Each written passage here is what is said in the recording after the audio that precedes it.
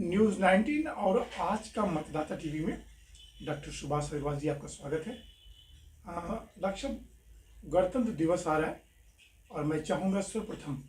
चूँकि आप स्वास्थ्य के पेशे से हैं, आप एक बहुत अच्छे डॉक्टर हैं और वर्तमान में जगन्नाथ चैरिटेबल ट्रस्ट के कार्यकारिणी सदस्य भी हैं। तो सर, गणतंत्र दिवस की शुभकामना देशवासियों को क्या देना चाहेंगे आप? मैं सबसे पहले तो अपने जो आने वाला गणतंत्र दिवस है 26 जनवरी 2023 में मैं अपने सभी देशवासियों को इस उपलक्ष्य पे शुभकामनाएं और बधाई देना चाहता हूं कि हमारा 74वां गणतंत्र दिवस इस बार मनाया जाएगा। और जैसा कि आप जानते हैं, सब लोग जानते हैं कि हम देश हमारा बहुत अच्छा से तरक्की कर रहा है और हम सभी लोग देशवासी अपने प्रयासों से, अपनी कोशिशों से अपने देश को आगे ले जाने का प्रयास कर रहे हैं। मेरी शुभकामनाएं और मेरी जो है एक लोगों से अपेक्षा यही है कि सब लोग अच्छे से आचरण करें और ठीक से व्यवहार करें, ईमानदारी का पालन करें और मेहनत से अगर सब लोग काम करेंगे तो हमारा देश निश्चित ही आने वाले कुछ समय में ही विश्व गुरु के रूप में स्थापित होगा, जो कि आज की वर्तमान सरकार, जो हमारी केंद्र की सरकार और राज्य की सरकार है, उसके नेतृत्व में निश्चित हम आगे जा भी रहे हैं और आगे जाएंगे और निश्चित ही तौर पर आने वाले समय में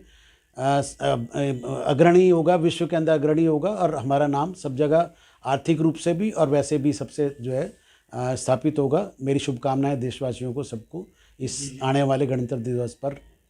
हैं। डॉक्टर साहब, डॉक्टर सुभाष अग्रवाल जी, सवाल तो ये है कि 2 साल पूरा कोरोना का बीता और उसमें जैसे कि मोदी जी ने पैरामेडिकल से लेकर सारे डॉक्टरों की तारीफ की। अभी कुछ दिन पूर्व थोड़ी सुगबुगाहट भी स्टार्ट हुई थी कि शायद फिर आ जाए। तो जो 2 साल कोरोना का रहा और देश में मोदी जी की जो कार्यशैली थी जनता को बचाने की, जनता को नेतृत्व देने की, उसके बारे में कुछ बताना चाहेंगे सर? नहीं, इस विषय में तो मैं बिल्कुल ये कहना चाहूँगा, हमारे देश के प्रधानमंत्री जी की कार्यशैली और उनका नेतृत्व में हम भारत ने बहुत ही अच्छा कार्य किया है और इसमें कोई शक नहीं है कि जो मृत्यु एक्सपेक्टेड थी उस समय, जब लग रहा था कि ये स्थिति बड़ी भयावह होगी और हमारे देश में भी काफ़ी मृत्यु होंगी, मौतें होंगी, उसी हिसाब से हमारे देश में बहुत ही कम मृत्यु हुई है, मृत्यु दर बहुत कम रही है। हमने बहुत अच्छे से, हमारे देश के लोगों ने बड़े अच्छे से इसका सामना किया। टीके लगाए गए, वैक्सीनेशन हुआ, इलाज हुआ और डेफिनेटली वो, क्योंकि एक तरह की ये एपिडेमिक था, अचानक से आई, लोग नहीं तैयार थे इसके लिए। लेकिन उसके बाद में जैसे ही 2020 गुजरा है, 2021 में जैसे ही वैक्सीनेशन स्टार्ट हुए हैं, उसके बाद से वैक्सीनेशन लगने के बाद से तो हमारे यहाँ मृत्यु दर बहुत ही कम रही। वो बात अलग है कि दूसरी लहर के अंदर काफ़ी दिक्कत हुई, लेकिन मैं समझता हूँ कि हमारे देश की सरकार, केंद्र सरकार और राज्य सरकार ने बहुत अच्छा ही काम किया और विशेषकर से हमारे जो डॉक्टर्स थे, पैरामेडिकल स्टाफ, डॉक्टर्स ने खूब मेहनत करके, दिन रात जाग के और अपनी जान के ऊपर खेल के अपने देशवासियों की जो है स्वास्थ्य की जो रक्षा की है, वो डेफिनेटली मैं एक डॉक्टर होने के नाते ये कह सकता हूँ, मुझे गर्व है कि हमने भी बहुत अच्छे से यहाँ पर अपने क्लिनिक पर भी और उस पर भी हमने भी बहुत काम किया और हमारे सारे चिकित्सक बंधुओं ने और पैरामेडिकल स्टाफ अस्पतालों ने बहुत ही मेहनत से और बहुत ही जी जारी से काम किया, जिससे हमारे देश को हम इस मुसीबत से और इस बीमारी से काफ़ी हद तक पार पा चुके हैं। सर, 2 सवाल बस और था, बहुत बिजी रहते हैं आप अक्सर, कि अक्सर देखा जाता है कि हेल्थ या एजुकेशन 2 सेक्टर ऐसा है कि उसमें हमेशा कुछ न कुछ करने की जरूरत पड़ती है। तो वर्तमान में जो आपके स्वास्थ्य मंत्री मंडालविया जी हैं, मनसुख जी, कुछ उनसे अपील करेंगे कि हेल्थ सेक्टर में इस तरह की आपदा या कभी कोई बता के नहीं आती, और क्या इंफ्रास्ट्रक्चर में और क्या ज़्यादा भूमिका और होना चाहिए केंद्र और राज्य का हेल्थ सेक्टर में? मेरा तो केंद्र के अपने स्वास्थ्य मंत्री और राज्य के स्वास्थ्य मंत्री से एक अनुरोध ये रहता है हमेशा। देखिए, सरकारें अपना काम कर रही हैं, लेकिन फिर भी क्योंकि हमारे यहाँ देश की जनसंख्या काफ़ी ज़्यादा है और जो डॉक्टर और पॉपुलेशन रेशो है हमारे यहाँ काफ़ी कम है। तो हालांकि काफ़ी पिछले सालों से काफ़ी प्रयास किए भी गए हैं और काफ़ी मेडिकल कॉलेजेस, डॉक्टर्स की संख्या बढ़ाने पर प्रयास चल रहा है, सब पे चल रहा है, वो धीरे धीरे कर रहे हैं। उसको और प्रयास को बढ़ाया जाएगा। जितने भी हमारे यहाँ पर डिस्ट्रिक्ट हॉस्पिटल्स हैं या क्लिनिक्स हैं, उनको अगर हम अपग्रेड करें और थोड़ा सा फैसिलिटीज़ और बढ़ाएं और डॉक्टर्स भी उसके अंदर सिंसियरिटी से अगर काम करें, तो मैं समझता हूँ कि हमारे जो देश की स्वास्थ्य जो समस्याएँ हैं, प्रॉब्लम है, उनको हम काफ़ी हद तक जो है उससे पार पा सकते हैं। शहर के अंदर तो एक दूसरी सिचुएशन आती है, गांव में जो रूरल एरियाज़ हैं वहाँ पर थोड़ा सा भी और कार्य करने की ज़रूरत है। उसमें लोगों का सहयोग भी बहुत ज़रूरी है, लोगों का प्रयास भी बहुत ज़रूरी है, और सरकार का तो प्रयास चाहिए ही चाहिए। सर आप यहाँ पे काफ़ी बड़ा अस्पताल जो है जगन्नाथ चैरिटेबल ट्रस्ट है, उसके आप सदस्य भी हैं और बड़े बड़े पदों पर आप रहे हैं। ऐसी स्थिति में जो जगन्नाथ चैरिटेबल कैंसर अस्पताल है उसकी जिस दिशा में आप लोगों ने स्थापना की थी उस दिशा को वो पा पाया है, अग्रसर है उस दिशा में? बिल्कुल निश्चित रूप से उस दिशा में अगर पा भी पाया है और अग्रसर भी है। देखिए, अस्पताल, कैंसर अस्पताल जैसी चीज़ कोई थोड़े समय में स्थापित नहीं होता, जिसमें कि हमें चैरिटेबल सर्विसेज देनी है। और आज मुझे मतलब ये कहते हुए बहुत ही खुशी है कि हमारे पिछले 20 साल के प्रयासों से हमारे आज अस्पताल श्री जगन्नाथ धर्मार्थ कैंसर अस्पताल में हमारे पास लगभग कैंसर से के इलाज की सारी सुविधाएं उपलब्ध हैं। और एक बहुत ही नई चीज़ जो हमारे अभी जो आने वाले इसी साल में हो सकता है कि इस साल के वर्ष के अंत तक लीनर एक्सीलेटर पर की भी स्थापना हम कर पाएंगे, उसके लिए प्रयास जारी हैं। अब प्रेजेंट में वर्तमान में जो टीम अभी वहाँ पर है अस्पताल में, मैं उन सभी लोगों का जो है सराहना भी करूँगा उनके सबके कार्य की, और धन्यवाद भी करता हूँ सारे हमारे कार्यकारिणी के सदस्यों के सहयोग से, जनता के सहयोग से। जनता ने इतना बड़ा हमें सहयोग दिया है उनके डोनेशन से, प्रयास से, और ये आज ऐसी घातक बीमारी से हम लड़ पा रहे हैं। और आने वाले समय में मुझे उम्मीद है पूरे ये प्रदेश नहीं, देश का एक बहुत अच्छा अस्पताल स्थापित होगा, और उसमें सब लोगों के सहयोग की भी मैं अपील करता हूँ। और जैसे कि मैंने अभी कहा कि लीनियर एक्सीलेटर हमारा स्थापित होने जा रहा है, और उसके लिए हमें कुछ अभी जनता के सहयोग की आवश्यकता भी है। तो मैं आपके माध्यम से ये भी कहना चाहूँगा कि जनता जो भी इसको देख रही है वो अपने प्रयासों, जैसे कि हमें पहले भी जनता ने सहयोग आर्थिक रूप से किया है, इसमें भी अगर हमें और सहयोग अगर करेंगे तो हमारा ये काम जल्दी से स्थापित होगा, जल्दी से शुरू हो सकता है, और हम देश की और हमारे अपने जितने भी कैंसर रोगियों की हम जो है मदद कर पाएंगे, उनका इलाज ठीक से कर पाएंगे। सर अभी जहाँ तक सूत्रों की जानकारी है कि आपका जो जगन्नाथ अस्पताल है वो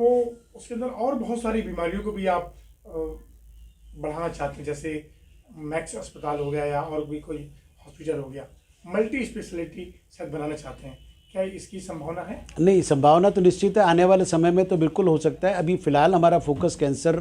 जैसे रोग पर है, लेकिन आने वाले समय में निश्चित तौर पे हमारे विचार है हम, और इसको जैसे भी हमारी सुविधा बनेगी, लोगों का सहयोग होगा, हम निश्चित तौर पे इसे मल्टी स्पेशलिटी के रूप में लेके जाएंगे इसे। सर अंतिम और बड़ा सवाल है, आप डॉक्टर के प्रोफेशन से हैं, दवाइयाँ आसमान छू रही हैं, दवाइयों की कीमत, क्या इस विषय में कोई बड़ी पहल करना चाहते हैं जिससे कि जो गरीब वर्ग के पकड़ में दवाइयों की कीमत हो, और खास तौर से कैंसर की जो दवाइयाँ वो बहुत महंगी है डॉक्टर? नहीं, इस विषय में तो देखिए ऐसा है, बेसिकली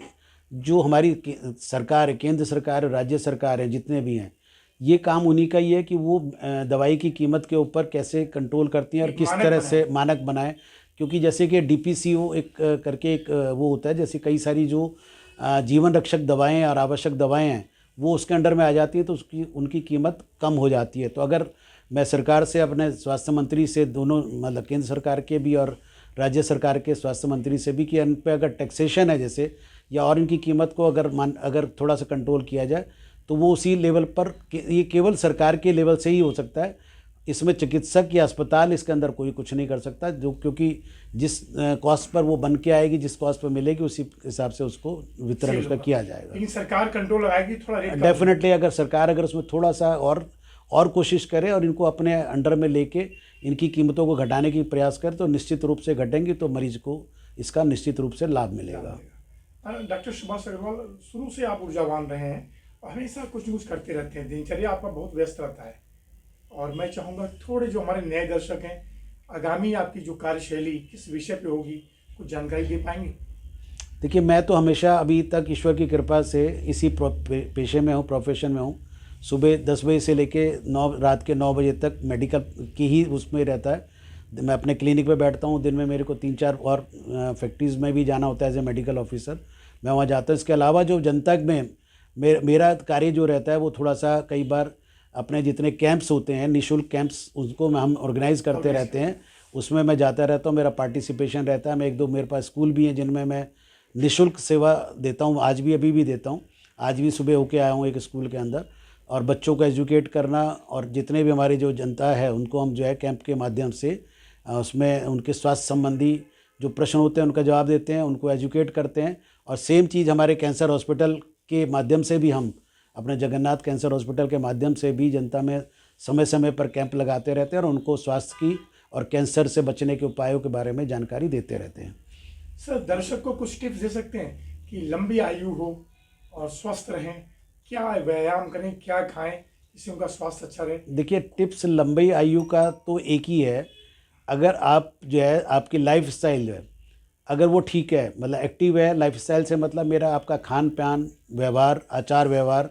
अगर ठीक है, नियमित है, आप सुबह उठ के ठीक से अगर अपना एक्सरसाइज कर रहे हैं, खाना पीना मतलब कंट्रोल में है, नशे की जैसी आदतें हैं जिसमें कि शराब है, गुटखा है, उसमें अगर उनसे बचे हुए हैं तो निश्चित रूप से आपकी आयु, बाकी तो देखिए आयु तो जैसी चीज़ तो ईश्वर के हाथ में है, इंसान के हाथ में नहीं, लेकिन हाँ हम उसको अगर अपने प्रयासों से निश्चित रूप से ठीक रख सकते हैं और लंबा कर सकते हैं। अगर हमारे आचार व्यवहार ठीक हो और नीयत ठीक हो, अगर आपका मानसिक अगर वो संतुलन ठीक है और आप अगर खुश हैं, मन खुश है, आपका संतुष्टि मन में अगर है, क्योंकि सबसे बड़ी मन में संतुष्टि होना बहुत ही आवश्यक है। अगर आप आपका मन ठीक नहीं है तो उसका असर स्वास्थ्य पर पड़ेगा, शरीर पर पड़ता है। तो मेरा सबसे कहना ये है कि आप ईश्वर ने जो भी आपको दिया है, मतलब स्वस्थ शरीर के साथ स्वस्थ मन भी होना बहुत ज़रूरी है, बहुत ज़रूरी है। मेरा सबसे कहना यही है कि आप का जो शरीर ईश्वर ने दिया है उसको आप ठीक से रखने की कोशिश करें, मन को स्वस्थ रखें, अपने दिमाग को दुरुस्त रखें और अधिक की लालसा किसी दूसरे के धन की और उसकी ईर्ष्या ना रखें। तो अगर डेफिनेटली आप जितना है उससे संतुष्ट अगर रहेंगे, प्रयत्न करते रहें बढ़ने के आगे। ये नहीं है कि अभी हम बैठना है, प्रयत्न जरूर करते रहें, लेकिन अननेसेसरी का टेंशन ना पालें, तो डेफिनेटली आपका स्वास्थ्य निश्चित रूप से ठीक होगा, स्वस्थ रहेगा। दर्शक, बिल्कुल अंतिम सवाल है, इसके बाद कोई सवाल नहीं होगा। योगी जी, योगी आदित्यनाथ जो उत्तर प्रदेश के मुख्यमंत्री हैं, कुछ उनसे अपील करना चाहेंगे? उनकी कार्यशैली जैसे कि महिला सुरक्षा या बहुत और सारी चीज़ों में वो अच्छा काम कर रहे हैं, लोगों का कहना है, कुछ उनसे विशेष अपील करेंगे सर? नहीं, योगी जी से तो हम पूर्ण रूप से संतुष्ट हैं। उनकी तो बहुत क्षेत्रों में उनका अच्छा कार्य है और उनके नेतृत्व में समझता हूँ आज हमारा प्रदेश काफ़ी हद तक तरक्की भी किया है और आर्थिक रूप से भी और सुरक्षा की दृष्टि से भी। और आने वाले समय में मुझे ऐसा लगता है कि ये काफ़ी और तरक्की करेगा। हाँ, थोड़ा सा कुछ चीज़ें और ज़रूर हैं जो कि स्पेसिफिकली किसी गवर्नमेंट के अगेंस्ट में नहीं है, लेकिन हाँ अभी हमारे बीच में कुछ चीज़ें ऐसी हैं जिनमें सुधार की ज़रूरत है। जैसे कि भ्रष्टाचार अभी भी जिस लेवल पर ठीक होना चाहिए था या दूर होना चाहिए था, वो आज भी नज़र आता। तो मेरा अगर विशेष रूप से अगर अपने प्रदेश के मुख्यमंत्री से ये कहूँ कि अगर थोड़ा सा इस विषय में और वो ध्यान दें अगर, तो निश्चित रूप से बिजनेसमैन को भी और किसी को भी एक आर्थिक सुरक्षा मिलेगी, तो उसका काम करने का जो है थोड़ा सा विश्वास भी बढ़ेगा और डेफिनेटली हम और तरक्की कर पाएंगे। डॉक्टर सुभाष अग्रवाल, आपका बहुत बहुत धन्यवाद। फिर किसी विषय में मिलेंगे। नमस्कार। धन्यवाद।